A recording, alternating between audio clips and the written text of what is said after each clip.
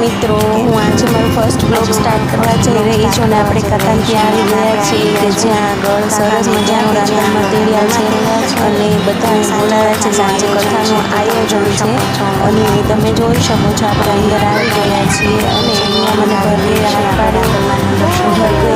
મારા બહેનનો ભાણિયો છે અને હવે આપણે અંદર જઈએ છીએ. રાંધણમાં શણગારેલા છે તો તમે જોઈ શકો છો કે અહીંયા સરસ મજાની રાંધણ માતાની માંડવી શણગારેલી છે.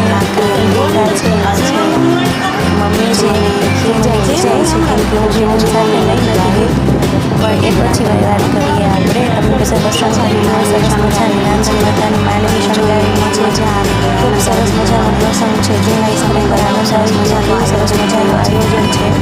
અહીંયા બધા ગોળીને જમાડવાની તૈયારીઓ કરી રહ્યા છે અને બધું કમ્પ્લીટ થઈ ગયું છે. સરસ મજાનું આપણે જોઈ રહ્યા છીએ ને અહીંયા આપણા જેનિલભાઈ ભગવાનને એની ભાષામાં કંઈક પ્રાર્થના કરે છે. ખબર નહીં શું કરે છે પણ ભગવાન સમજી ગયા હશે કે શું પ્રાર્થના કરે છે. અને હવે ચાલુ થાય છે જેનિલભાઈની મસ્તી. જેનિલભાઈને આ ચૂં વાગતી ખુરશીમાં બેસવાની ને ખૂબ મજા પડી ગઈ છે અને બસ એના તોફાન મસ્તી આમને આમ ચાલુ હોય છે. તમે ગમે ત્યાં હો બસ એ પોતાની મસ્તીમાં જ હોય અને એને બસ મજા આવી ગઈ છે. અહીંયા કંઈક નવું જોવા મળ્યું છે એટલા માટે થઈને ચૂં ખુરશી વાગે છે એટલે એને મજા આવે છે. અહીંયા આવી ગયા છે આપણા નવ્યાબેન અને જેનિશાબેન અને આપણે હવે દર્શન કરીએ સત્યનારાયણ ભગવાનની કથાની માંડવીના.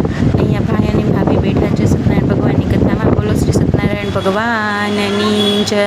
તો મિત્રો મારો ફર્સ્ટ બ્લોગ છે. Please like share and subscribe and મને કોમેન્ટમાં જણાવજો કે તમને કેવો લાગ્યો, શું સજેશન છે પ્લીઝ મને જણાવજો. Thank you.